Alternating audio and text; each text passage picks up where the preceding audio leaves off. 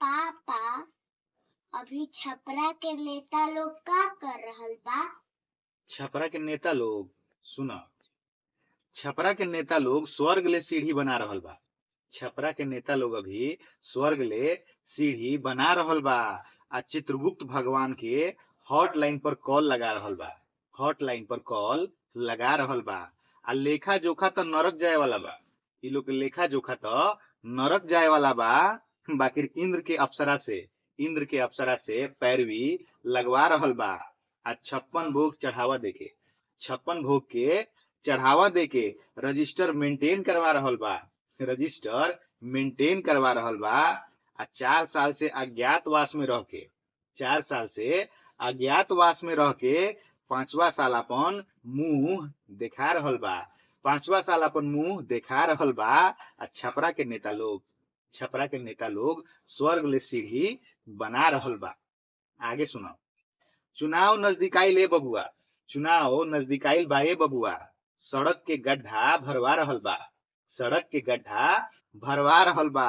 आ योजना पर लीपा पोती करवा रहल बा। योजना पर लीपा पोती करवा रहल बा। आ कई गो काम पेंडिंग बा इहवा। कई गो तक काम पेंडिंग बा इहवा।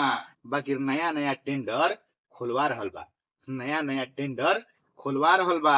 आ जाति गणित के पहाड़ा पढ़ा के है जाति गणित के पहाड़ा पढ़ा के यमलोक में भी वोट बैंक बढ़ा रहल बा। यमलोक में भी वोट बैंक बढ़ा रहल बा।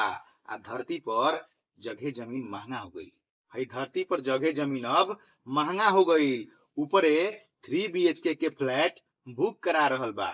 3 BHK के फ्लैट बुक करा रहल बा। छपरा के नेता लोग स्वर्ग ले सीढ़ी बना रहल बा।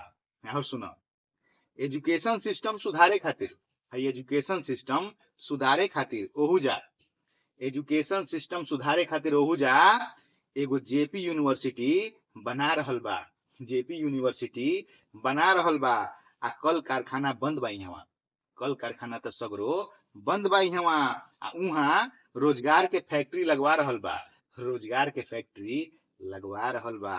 आ आत्मनिर्भरता के सपना देखा के है आत्मनिर्भरता के सपना देखा के बेरोजगार से पकौड़ी तलवा रहल बा। बेरोजगार से पकौड़ी तलवा रहल बा।